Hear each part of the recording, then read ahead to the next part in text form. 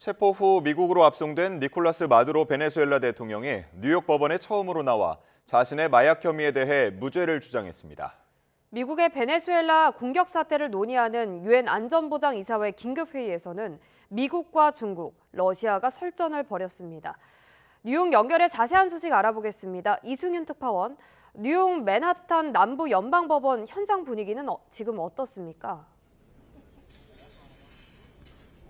네, 뉴욕 브루클린 메트로폴리탄 구치소에 수감됐던 니콜라스 마두로 베네수엘라 대통령이 이곳 뉴욕 맨해튼 남부 연방 지방 법원에 미국 동부 시각으로 오전 7시 40분쯤 도착했습니다. 중무장한 병력이 수갑을 찬 것으로 보이는 마두로 대통령과 부인 실리아 플로레스를 헬기에 이어 장갑차에 태웠고 삼엄한 분위기 속에 이동이 이루어졌습니다.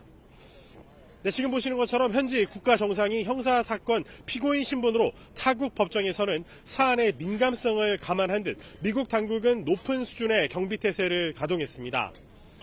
법원 청사 주변은 바리케이드가 설치됐고 무장한 연방보안관들이 배치됐으며 수많은 취재진이 열띤 취재 경쟁을 벌이고 있습니다. 이어 마두로 대통령 부부는 낮 12시쯤 처음으로 법정에 출석해 기소인정 여부 절차를 밟았습니다. 이는 마두로 대통령에 대한 미국의 사법권 절차가 정당한지를 놓고 펼쳐질 치열한 법리 다툼의 신호탄이 되었습니다. 트럼프 1기 행정부 시절인 2020년 마약 밀매와 돈 세탁 등 마약 테러리즘 혐의로 기소된 마두로 대통령이 미국 법정에 서는 건 이번이 처음입니다. 마두로 대통령은 부인, 아들, 다른 3명의 장관 등과 함께 마약 카르텔과 공모해 수천 톤의 코카인을 미국으로 밀반입한 혐의를 받고 있습니다. 또 마약 자금 채무자나 마약 밀매 활동을 방해한 이들에 대한 납치와 구타, 살인을 지시했다는 혐의도 포함됐는데 유죄 판결을 받을 경우에 종신형까지도 가능합니다. 마두로 대통령은 판사 앞에서 나는 점잖은 사람이고 내 나라의 대통령이라며 관련 혐의에 대해 결백을 주장했습니다. 앞서 지난 1990년 미국에 체포된 파나마의 독재자 마누엘 노리에가가 미국 법정에서 펼친 주장과 유사한데 당시 법원은 징역 40년을 선고했습니다. 이번 재판은 올해 92살의 엘빈 헬로스타인 판사가 맡고 있습니다. 마두로 대통령 관련 마약 사건을 10년 넘게 담당해온 헬로스타인 판사는 이 밖에도 트럼프 대통령 관련 사건과 9.11 테러 사건 등을 다뤄온 베테랑 법원 판사입니다. 미국의 마두로 체포에 대해서 일각에서는 국제법 위반 논란이 일고 있기도 한데 이런 가운데 유엔 안전보장이사회가 긴급회의를 소집했죠. 네, 그렇습니다. 안보리 회의는 미 동부 시각 오전 10시에 뉴욕 유엔 본부에서 열렸습니다. 베네수엘라의 회의 소집 요청을 이웃나라인 콜롬비아가 안보리에 전달했으며 중국과 러시아가 이를 지지했습니다.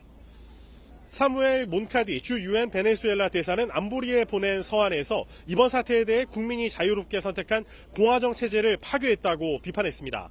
또 세계 최대 규모로 매장된 석유를 포함한 천연자원을 약탈할 수 있는 꼭두각시 정부를 강요하기 위한 식민전쟁이라며 미국이 유엔 헌장을 위반했다고 주장했습니다.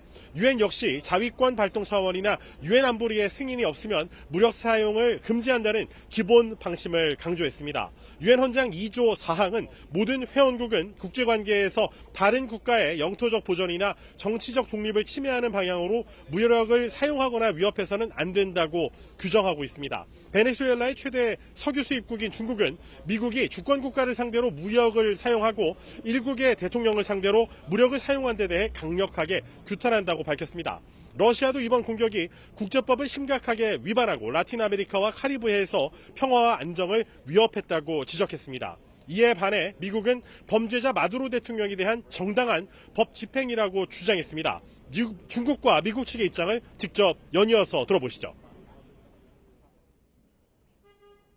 China is deeply shocked by and strongly condemns the unilateral, illegal, and bullying acts of the U.S. There is no war against Venezuela or its people. We are not occupying a country. This was a law enforcement operation.